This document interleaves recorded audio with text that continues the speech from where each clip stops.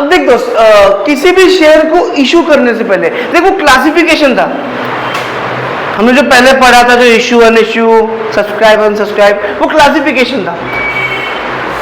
ये बात हो रही है मेथड्स ऑफ इशूइंग शेयर्स की, मतलब ऐसी कौन से मेथड्स है जिसमें एक शेयर्स इशू हो रहे होते हैं, ऐसी कौन से मेथड्स हैं। ठीक है, साउंड्स गुड। अब कंपनी अपने शेयर्स या तो फिक्स प्राइस पे बेच सकती है, जितने का है, समझा, और या तो वो बुक बिल्डिंग में बेच सकते हैं। बुक बिल्डिंग का मतलब क्या होता है मालूम है? बुक बिल्डिंग, फिक्स प्राइस मतलब क्या, जितने का था उतने का ही कंपनी इशू करेगी।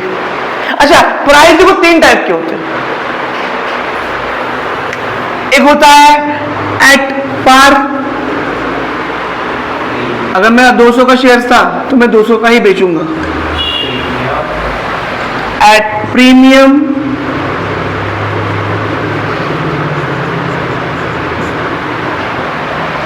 एट डिस्काउंट,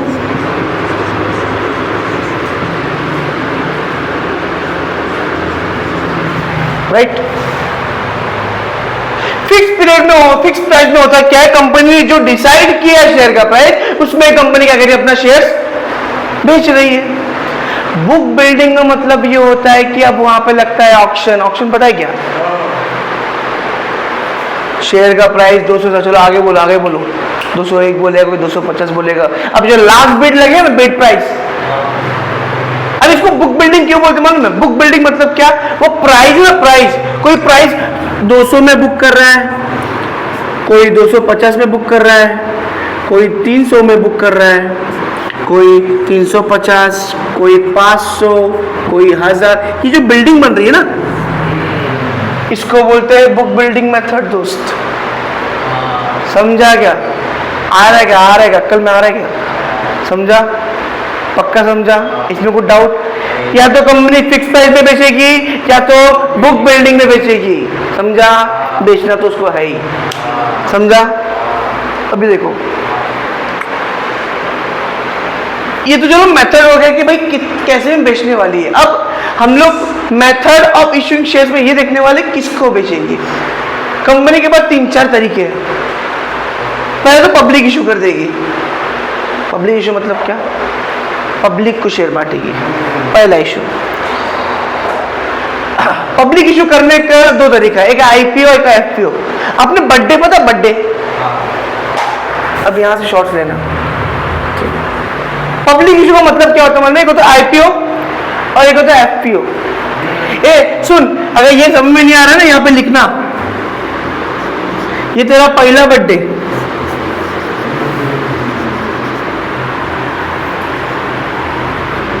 और ये पहले के बाद तेरा जो बर्थडे बनेगा ना, वो ये वही बर्थडे है जो अपना घर के बाहर बनता है, लावारिस जैसा। क्या ये एफपीओ है, फर्स्ट नहीं है। एफ का मतलब फर्दर है, व्हाट द फालतू गिरी यार। आईपीओ मतलब क्या होता है मालूम है? Initial public offer. मतलब जब कंपनी अपने जिंदगी में पहली बार अपने शेयर्स पब्लिक को इशू करती है, उसको बोलते हैं आईपीओ, मतलब इनिशियल पब्लिक ऑफर। ये अपना पहला बर्थडे कितना अच्छे से बनता है ना भाई, टीकाओं का लगाया जाता है एकदम प्यार से, एकदम इज्जत के साथ। लेकिन पहले के बाद जो बर्थडे बनता है ना दोस्त, वो बस बन जाता है किसी की मेहरबानी से। समझ में आ रहा है मैं क्या बोल रहा हूँ?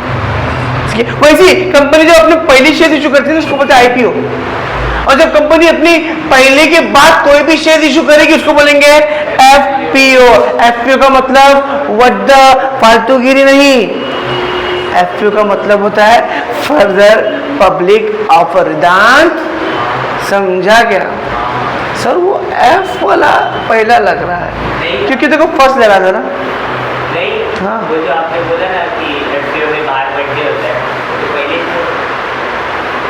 इसका उल्टा है। मैं लावारिस भी तो बोला था।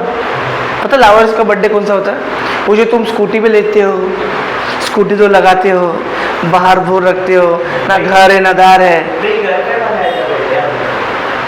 तेरा अलग केस है दोस्त। तू तो मंगल भी बना ले, क्योंकि तो प्रोफेशनल है ना, है कि नहीं है? ठीक है, चलो ए समझा, ए समझ में आ रहा है मैं क्या बोला?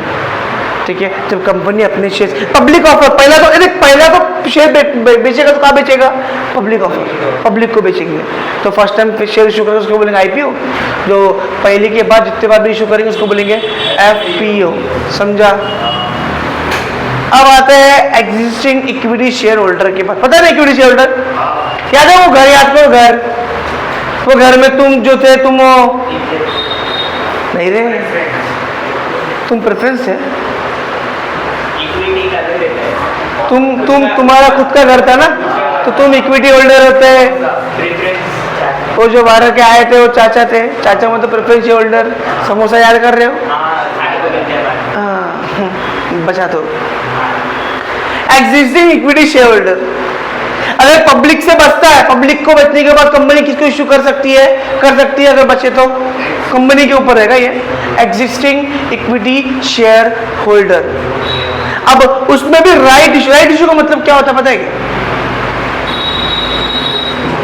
पहला मान देना, ये शेयर्स, हाँ अभी ये शेयर्स मैं मार्केट में बेचने वाला हूँ, लेकिन तू मेरा दोस्त है, तू मेरा कंपनी का हिस्सा है, तू मेरे कंपनी का इक्विटी शेयर होल्डर है। मैं तेरे को बोलूँगा दोस्त ये ना, ये मार्केट में बेचने जा रहा हूँ,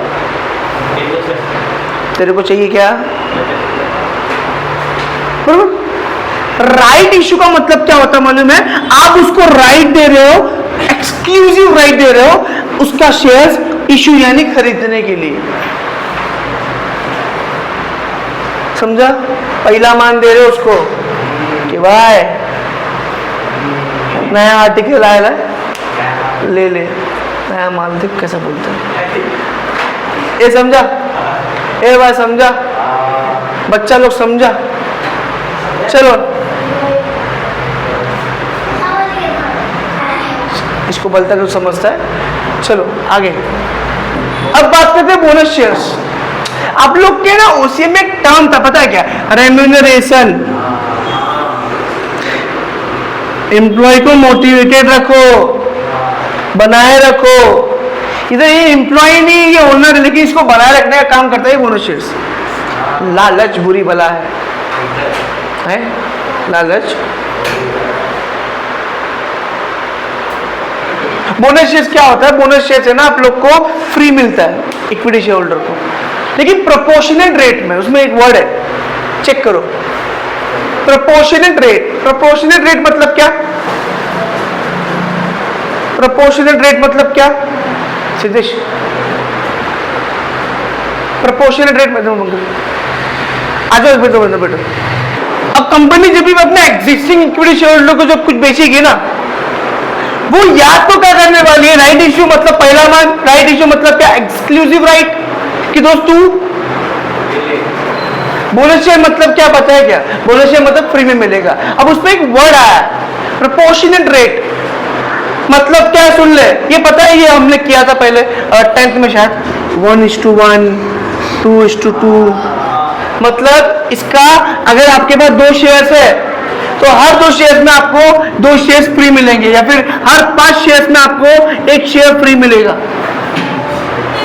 ऐसा नहीं कि पूरा फ्री मिलेगा। कंपनी तो समझा? पक्का? अब कितने बचे?